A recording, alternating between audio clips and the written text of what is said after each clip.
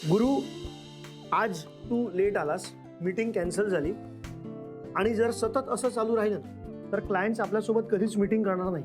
अरे आनंद, मी जरा ते सकाळी गडबडीत होतो रे, म्हणून झालं. डोंट वरी, मी बोलतो ना क्लायंट. अरे एवढं काय महत्वाचं काम होतं? अरे ते स्कूल बसचं स्कूल बस? सोड ना, तुला माहिती ना मी सध्या किती फ्रंट्सवर लढतोय. हसायला काय झालं? नाही, तुला विश्वास बसत नाही का मी बोलतोय त्यावर? नाही नाही, असं नाही आहे गुरु. काय जर तू शनाया हिच्याबद्दल बोलत असेल तर ते तर काय तू रोजच लढतोयस, पण आणखीन काय जबाबदारी आली आहे याच्याबद्दल मला जरा हसू आलं. छान आनंद, मी सध्या अथर्वला सांभाळतोय. तू अथर्वला सांभाळतोयस? का, काय झालं? वहिनी बऱ्या आहेत ना? तिला काय होणार आहे आता? मी सध्या अथर्वला सांभाळतोय कारण मला दाखवून द्यायचंय की वडील म्हणून मी तेवढाच रिस्पॉन्सिबल पर्सन आहे. बाबांना दाखवून द्यायचंय मला. म्हणून होय. मला तेच वाटलं, स्वतःच्या मुलाबद्दल अचानक प्रेम उफाळून का आलं? म्हणजे तुला असं वाटत नाही का रे की माझ्या मुलाबद्दल, अथर्वबद्दल मला काही प्रेम वाटत नसेल? अरे बाई छे ना, तने खूप प्रेम छे, कोणे ना पाडी. पण कसं आहे ना गुरु, प्रेम असेल तर ते व्यक्त करावं लागतं. समोरच्या माणसाचं लाड करून, काळजी घेऊन, असं घराबाहेर काढून. आनंद आनंद प्लीज, आता परत त्या विषयावर येऊ नकोस, ओके?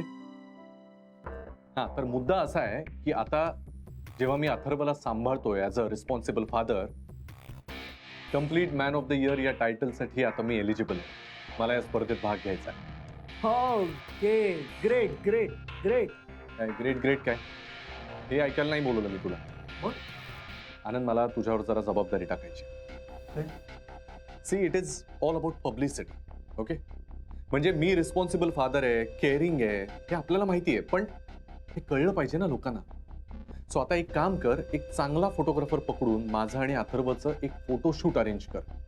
म्हणजे त्या फोटोज मधून दिसलं पाहिजे ना की मी कसा केअरिंग, रिस्पॉन्सिबल फादर आहे म्हणून. Okay okay boss. पण गुरु, मला अजून एक प्रश्न पडलाय. काय आता? अथर्व तुझ्या घरी राहतोय बरोबर? हो. मग ती शनाया सांभाळणार का अथर्वला? न सांभाळायला काय झालं? हे बघ, तिलाही माहिती आहे, फक्त आठवड्याभराचा प्रश्न आहे. आम्ही आठवडाभर अथर्वला जर नीट सांभाळलं तर राधिका डिवोर्स पेपरवर सह्या करणार आहे आणि अशीच बाबांची अट आहे. त्यामुळे काय ती नक्कीच सांभाळेल.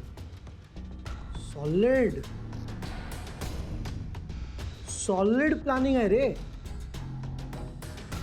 किती पुढचा विचार करतोस यार तू.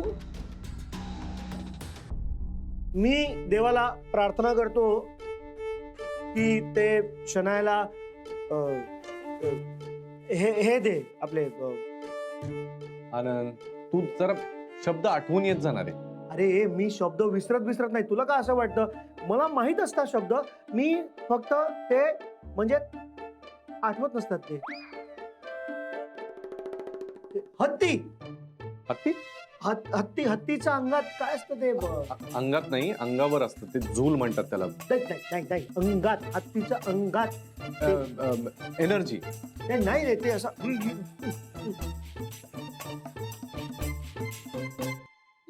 बळ बळ.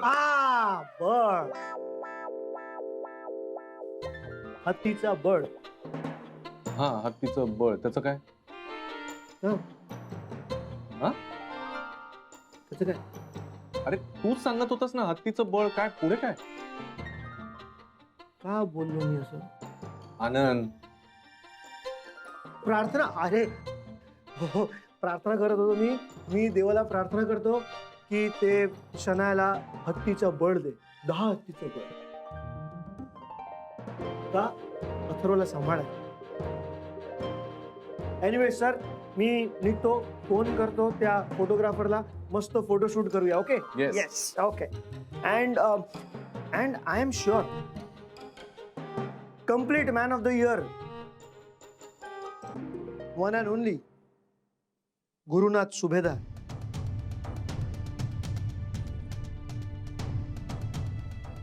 Thank you. Yes yes sure.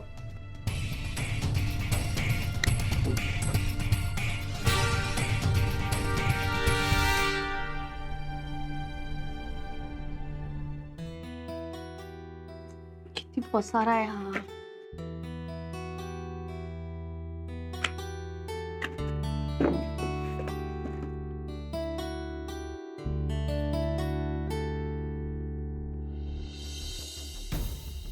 Revati मावशी नेहा कुठे गेली? अरे नेहा गेली, आत्ताच गेली बस. तुला उशीर झाला आज. एवढी घाई केली तरी बस गेली ती गेलीच. हो नाही यार, मी किती फास्ट तयार केलं याला. बाबा आधी बट्टे खेळली. विचार करायचा नाही ठरवलं तरी मनातनं विचार जात नाही. गुरु का सोडायला आला अथर्वला? राधिकाला बरं नाहीये का? नाही पण तसं असतं तर नानींनी सोडलं असतं. मग गुरु आणि शनाया का आले होते?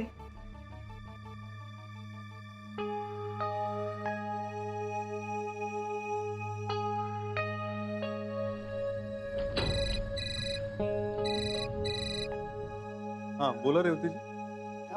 घाईत आहात? हा नाही बोला ना, मी आत्ताच नानीजींकडे चावी दिली आणि निघालो होतो. आज गुरुनाथ सोडायला आला होता अथर्वला. हॅलो. हा म्हणजे तुम्हाला काही माहितीये का ह्याबद्दल? नाही म्हणजे अचानक गुरुनाथ सोडायला आला. राधिकाला बरं नाहीये का? नाही नाही तर नानी आले असते ना अथर्वला सोडायला, म्हणून विचारलं मी, बाकी काही नाही. हो अथर्व सध्या गुरुनाथकडे राहतोय. काय? गुरुकडे? हो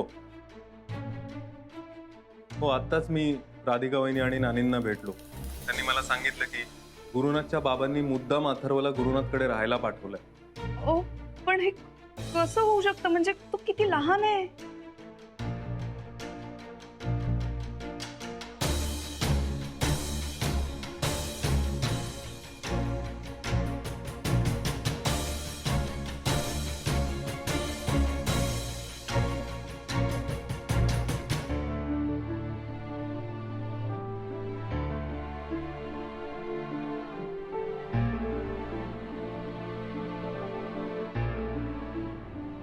अहो पण ते जे काही असेल, पण हे जे काही झालंय ना ते बरोबर नाहीये. गुरुनाथ आणि शनाया अथर्वला नीट सांभाळू शकत नाहीत. असो, लेट्स सी. मी जरा घाईत आहे, मी ठेवतो फोन. बरं बाय.